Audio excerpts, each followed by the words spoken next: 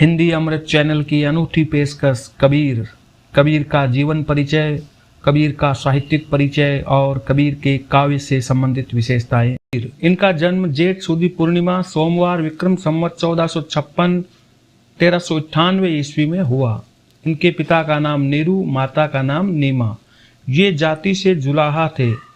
किंवदंती है कि वे अपने माता पिता को काशी के लहर तारा तालाब के किनारे मिले थे। इनके गुरु का नाम रामानंद। कुछ विद्वान शेख तकी को कबीर का गुरु मानते हैं। शेख तकी सिकंदर लोदी के पीर यानी गुरु थे। कबीर सिकंदर लोदी के समकालीन थे। कबीर परिचय के अनुसार इन्हें 120 वर्ष का पवित्र जीवन मिला। 1518 ईस्वी में मगहर में इनका निधन हो गया। कबीर पढ़े लिखे नहीं थे। मसी कागज छूयो नहीं, कलम गही नहीं हाथ। वे बहुश्रुत थे। भ्रमण व सत्संग के कारण इनका अनुभव ज्ञान में परिवर्तित हो गया। मैं कहता हूँ आँखिं न देखी, तू कहता कागज की लेखी।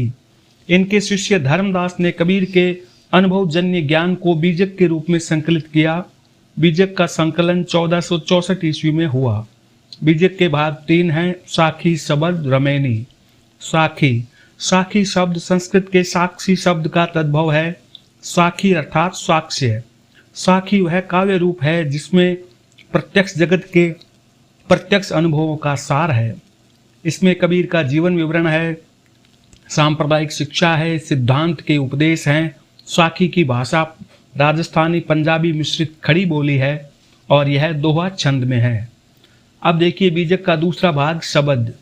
इसमें योग साधना के उपदेश हैं, ब्रह्म संबंधित विचार हैं, भक्ति भाव संबंधी काव्य है। इसकी भाषा ब्रज भाषा व पूर्वी बोली है, गेय पद में। बीजक का तीसरा भाग रमैनी। रमैनी का अर्थ रामायण। इसका अन्य नाम है ज्ञान चौंतीसा। इसमें कबीर के दार्शनिक विचार हैं।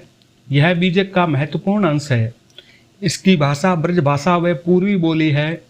इसमें छंद है दोहा चौपाई। 7 चौपाई के बाद एक दोहा है। आदि ग्रंथ में इसे 52 आखिरी कहा गया है। अब देखिए कबीर विषयक प्रमुख आलोचना ग्रंथ। कबीर ग्रंथावली श्याम सुंदर दास ने लिखी। कबीर रचनावली के लेखक हैं हरिओद। कबीर के पद क्षिति मोहन सेन की रचना है। कबीर नाम से रचना लिखी हजारी प्रसाद द्विवेदी ने। संत कबीर नाम से आलोचना ग्रंथ लिखा डॉक्टर राम कुमार वर्मा ने। और कबीर ग्रंथावली के आलोचक हैं पारसनाथ तिवारी। कबीर की जीवनी से संबंधित सामग्री के स्रोत इस प्रकार है। पीपा की वाणी, भव तारण, यह धर्मदास की रचना है। कबीर गोरख गुष्ट, फिर है कबीर चरित्रबोध, फिर है भक्तमाल नाभादास ने लिखी और कबीर परिचयी अनंतदास ने लिखी। कबीर पंथ के ग्रंथ 2 माने जाते हैं, निर्भय ज्ञान और आशा सागर। कबीर ग्रंथावली का संपादन श्याम सुंदर दास ने किया व इसका प्रकाशन नागरी प्रचारणी सभा काशी ने किया। कबीर की बानियों यानी पदों का सबसे पुराना संकलन गुरु ग्रंथ साहब में है। इनके काव्य में अनेक भाषाओं के शब्द मिलते हैं, अरबी, फारसी, पंजाबी, बुंदेलखंडी, ब्रज भाषा व खड़ी बोली। इसीलिए इनकी भाषा को पंचमेल खिचड़ी या सदुक्कड़ी भाषा कहा जाता है। आचार्य रामचंद्र शुक्ल ने कबीर की भाषा को सदुक्कड़ी कहा। श्याम सुंदर दास ने कबीर की भाषा को पंचमेल खिचड़ी कहा। हजारी प्रसाद द्विवेदी ने ठेठ शब्दों के प्रयोग के कारण कबीर को वाणी का डिक्टेटर कहा। इन्होंने रामानंद को आकाश धर्मा गुरु कहा। अब देखिए कबीर के विषय में आचार्य रामचंद्र शुक्ल के प्रसिद्ध कथन। उन्होंने भारतीय ब्रह्मवाद के साथ सूफियों के भावात्मक रहस्यवाद, हठ योगियों के साधनात्मक रहस्यवाद और वैष्णवों के अहिंसावाद तथा प्रपत्तिवाद का मेल करके अपना पंथ खड़ा कर लिया। यद्यपि वे पढ़े लिखे न थे पर उनकी प्रतिभा बड़ी प्रखर थी, जिससे उनके मुंह से बड़ी चुटीली और व्यंग्य चमत्कार पूर्ण बातें निकलती थी। प्रतिभा उनमें बड़ी प्रखर थी, इसमें संदेह नहीं। अब देखिए कबीर के विषय में बच्चन सिंह के प्रसिद्ध कथन। उनसे बड़ा मूर्ति भंजक आइकनोक्लास्ट इतिहास में दूसरा नहीं है। वे दूसरों की ही मूर्तियां नहीं तोड़ते, अपनी मूर्ति भी तोड़ तोड़ कर गढ़ते हैं। सामंती समाज की जड़ता को तोड़ने का जितना काम अकेले कबीर ने किया, उतना अन्य संतों और सगुण मार्गियों ने मिलकर भी नहीं किया। बच्चन सिंह ने कबीर को भक्ति काल का प्रथम क्रांतिकारी पुरुषकर्ता कहा। बच्चन सिंह ने कबीर को रेडिकल सुधारक कहा। अब देखिए कबीर की विचारधारा। कबीर निर्गुण ब्रह्म के उपासक थे। इन्हें निर्गुण मत या संत काव्य धारा का प्रवर्तक कहा जाता है। कबीर के राम दशरथ नंदन राम नहीं थे, बल्कि निर्गुण राम थे।